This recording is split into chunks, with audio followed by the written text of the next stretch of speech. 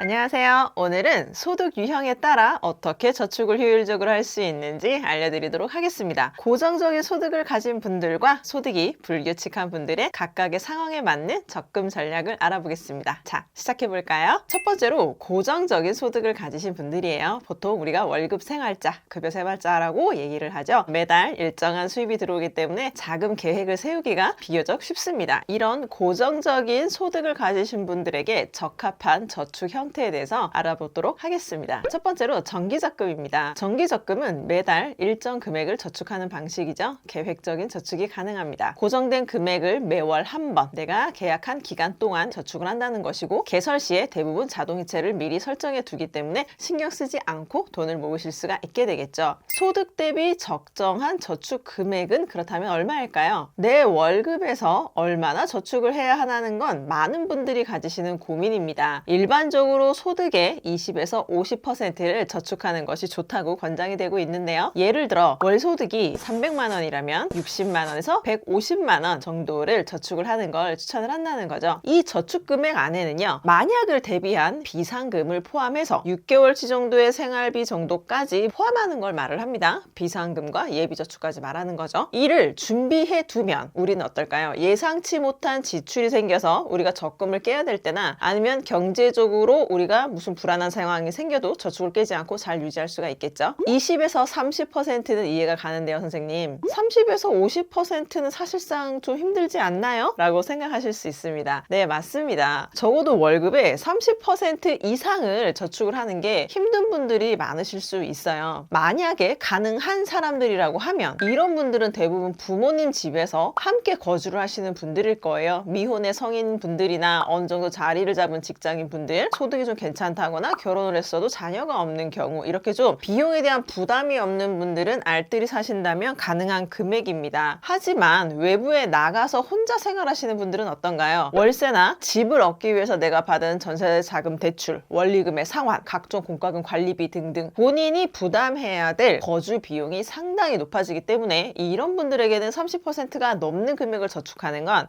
사실상 힘든 경우가 많습니다. 바꿔서 생각하면 내가 만약에 부모님 집에서 직장 생활을 하고 있다, 나는 나의 거주 비용이 들지 않는다, 이런 분들은 비용을 상당히 아끼고 있는 것만 알아두시면 좋겠죠. 이런 분들을 위한 추천 전략으로 저는 532 전략을 추천드리고 있습니다. 소득의 50%는 고정생활비에 쓰고 30%는 저축, 20%는 용돈에 쓰시라는 얘기인데요. 이 용돈에는 유흥비나 여가활동, 인맥, 약속 등의 모든 비용이 포함된 걸 말합니다. 그리고 여기에서 말하는 50%의 고정생활비는 월세와 임대료, 대출상환 원리금, 공과금 등을 모두 포함한 금액을 말을 합니다. 거주 비용, 고정 비용이 상당히 크죠. 네, 그래서 이 비용을 안 내시는 분들은 당연히 그 금액만큼 저축의 비율로 넘기는 게 좋겠죠. 두 번째로 소득이 불규칙한 분들의 방법을 알아보도록 하겠습니다. 보통 프리랜서나 자영업자 분들이 여기에 해당을 하죠. 자, 이런 분들은 기본적으로 유동적이긴 하지만 최저의 저축 금액을 깔고 가면서 수입이 많을 때는 좀 더 저축을 하고 적을 때는 유동적으로 대처하는 전략이 필요한데요. 이런 분들에게 적합한 저축 형태라고 하면 첫 번째, 자유적립 적금입니다. 자유적립 적금은 매달 저축 금액을 자유롭게 설정할 수 있는 상품이죠. 소득이 많은 달에는 더 많이, 좀 적은 달에는 좀 적게 하는 등 유동적으로 저축을 할 수 있는 유연한 상품입니다. 이 사업을 하시는 분들 같은 경우에 수입이 굉장히 들쭉날쭉할 수 있잖아요. 그러면 없는 달에는 좀 안 넣어도 되니까 참 부담이 없구나, 아 좋다라는 생각이 들기도 하실 거예요. 하지만 반면에 자율성이 크다 보니 강제성이 떨어지죠. 이렇게 되면 어떨까요? 마음이 약한 분들은 잘 못 모실 수도 있습니다. 그렇기 때문에 필히 강한 의지가 필요하다고 할 수 있죠. 두 번째로 적합한 상품이 바로 정기적금입니다. 아까도 말씀을 드렸는데 워낙 유동적이다 보니 너무 편하게 생각하면 적금을 아예 안 할 수도 있어요. 그래서 최저 이 금액은 무조건 넣겠다 하는 금액은 무조건 설정하셔서 정기적금을 같이 넣으셔야 합니다. 이런 경우에 고정적으로 하는 금액은 어떻게 되냐면, 내 수입이 어떻던 간에 내 수입의 5에서 10% 이 정도로 딱 설정을 하셔서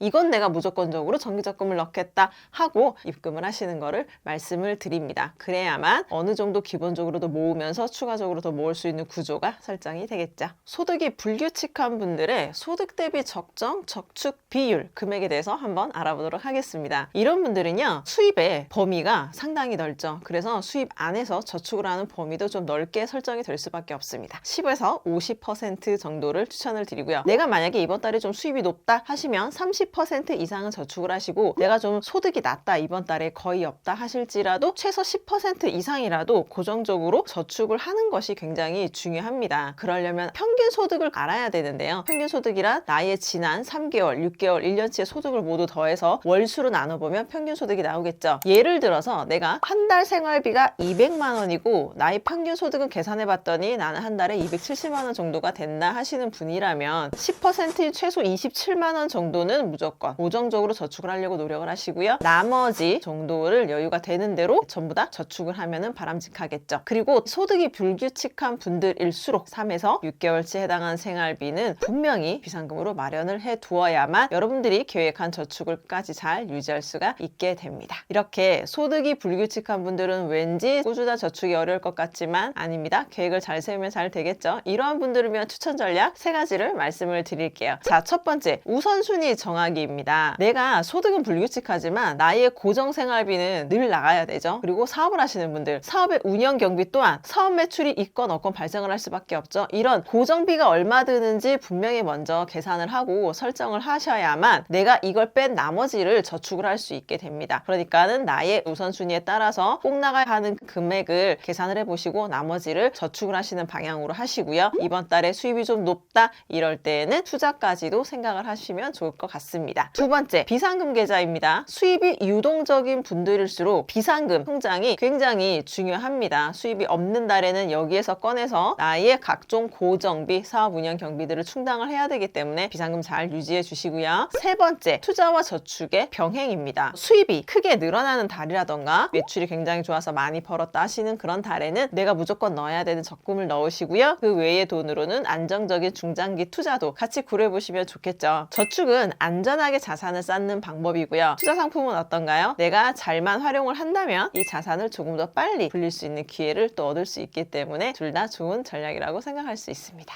마지막으로 정리를 한번 해보도록 할게요. 소득이 정기적인 분들이나 불규칙한 분들이나 모두의 공통적인 저축 팁은 존재합니다. 그 3가지를 말씀을 드리고 오늘의 시간 정리해 보려고 하는데요. 첫 번째, 예산 관리입니다. 모든 유형의 사람들에게 중요한 건 바로 예산의 관리, 예산의 계획입니다. 한 달의 수입과 지출을 정확히 알아야만 우리는 계획을 세울 수 있고요. 불필요한 지출도 줄일 수 있고 그만큼 저축을 할 수 있게 되기 때문에 예산의 계획은 너무나 중요하고요. 두 번째, 비상금 마련. 꼭 소득이 불규칙한 분들만 비상금이 필요한 건 아닙니다. 누구나 예상치 못한 지출이나 지출 이벤트가 생길 수 있기 때문에 최소 3개월에서 6개월치의 비상금은 여러분들 분명히 마련해 두셔야 합니다. 세 번째, 저축의 자동이체 부분입니다. 저축을 습관으로 만드는 가장 쉬운 방법은 뭐다? 자동이체를 설정해 놓는 것이다. 월급이나 수입이 들어오면 가장 먼저 저축이나 투자 금액을 따로 나갈 수 있도록 설정해 놓으시고요. 나머지를 생활비로 사용하시면 여러분들의 적금 계획을 잘 실천하실 수가 있을 겁니다.